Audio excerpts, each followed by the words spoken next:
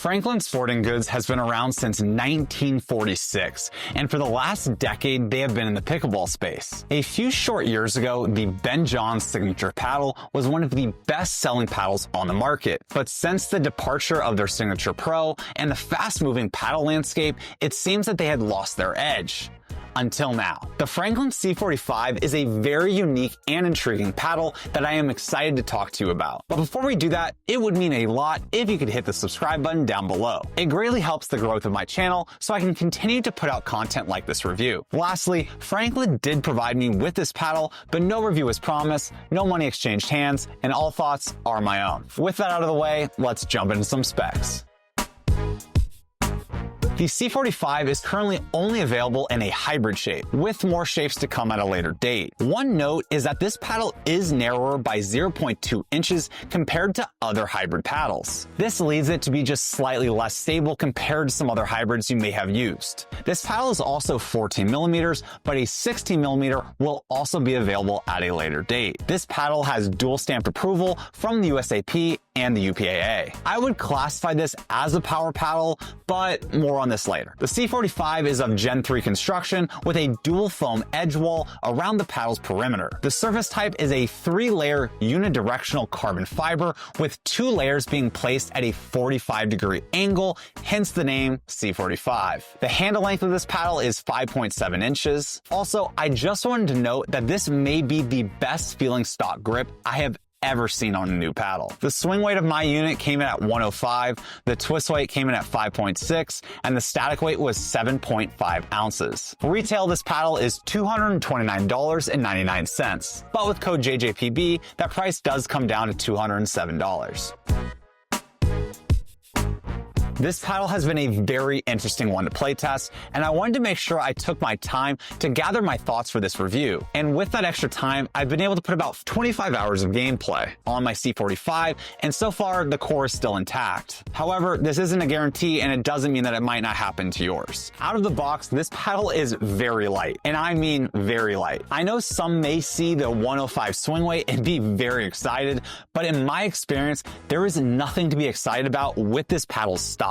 Playing with the C45 for my first week with no adjustments, this paddle had very low end power, decent pop, and when I would full swing from the baseline with topspin, I would have a nearly impossible time to ever sail the ball out. The dwell time on the C45 felt really good, and I would get great dip on the ball. However, with the lower end power with this paddle's stock, I just didn't seem to be able to take full advantage of this spin. And while on the topic of spin, my spin test came back with an average of 2,210 RPM, which is very good by today's numbers. The feel of this paddle is also pretty soft and has a very nice feel, especially after I added weight. Speaking of, after adding a significant amount of weight to this paddle, it got infinitely better to me. The C45 caught the attention of everyone at the Masters with its loud thud sounds when the pros first debuted it.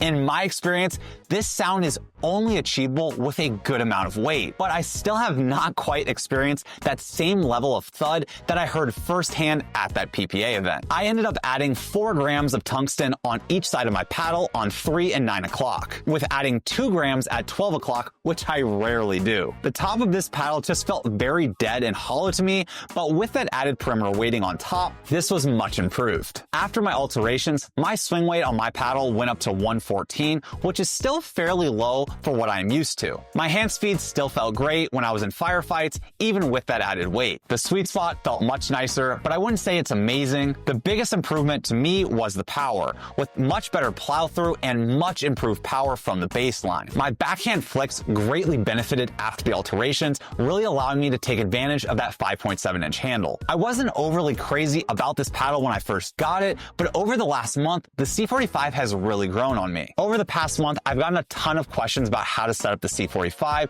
so I figured I'd provide some of the configurations the pros have been rolling with on tour with their C45s.